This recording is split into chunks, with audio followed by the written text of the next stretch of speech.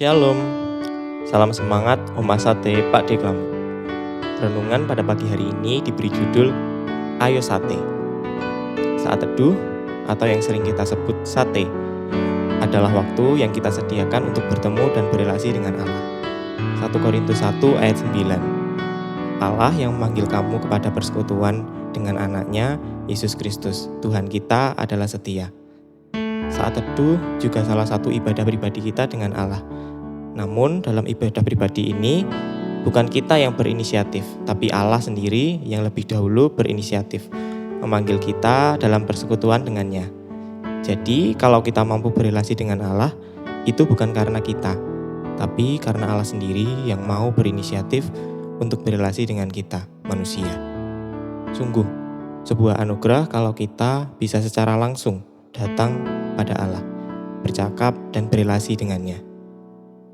Ketika kita berrelasi dengan Allah, kita juga akan memperoleh beberapa hal, seperti yang tertulis dalam Mazmur 119 ayat 105. Firman-Mu itu pelita bagi kakiku dan terang bagi jalanku.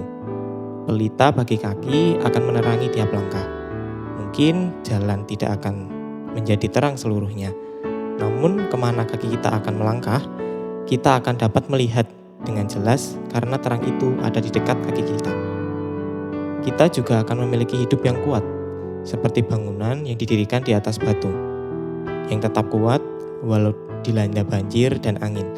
Matius 7 ayat 24-27. Menurut Yohanes 15 ayat 3, karena kita berrelasi dengan Allah lewat firman-Nya, kita juga akan mengalami pembersihan dosa. Sebagai orang yang dahulu terkurung dalam belenggu dosa, berbuat dosa sudah pasti menjadi kebiasaan dalam hidup. Baik itu dosa pribadi kita, atau bahkan dosa yang sudah dianggap umum bagi masyarakat. Namun, kuasa firman Allah sendiri mampu membersihkan seluruh dosa kita. Lalu pertanyaannya, apakah ketika Allah sudah berinisiatif dan kita tahu manfaatnya, kita akan selalu bisa berrelasi dengan Allah lewat saat teduh? Tentu tidak. Karena kemanusiaan kita sering lupa melihat beberapa hal di atas dan meninggalkan saat teduh bersama Allah. Lalu, apa yang bisa kita lakukan? Salah satunya kita bisa membuat variasi dalam berrelasi dengan Allah. Banyak cara untuk kita dapat berrelasi dengan Allah atau saat teduh. Bisa dengan berdoa tiap pagi seperti Kristus, membaca firman dari Allah, dan bisa juga dengan menaikkan pujian bagi Allah seperti Daud. Ya, kita bisa berrelasi dengan Allah bahkan hanya dengan menyanyikan pujian bagi Tuhan, menikmati setiap lirik lagu, menaikkan pujian pengagungan dari mulut kita lewat lagu, dan menyadari kehadiran Allah di situ. Sungguh sangat menyenangkan, karena yang Allah inginkan adalah relasi dan waktu kita dengannya. Apapun bentuknya, Allah akan menerima kita dalam persekutuan pribadi dengannya. Mari Bapak, Ibu, dan Saudara, kita nikmati saat bersama Allah.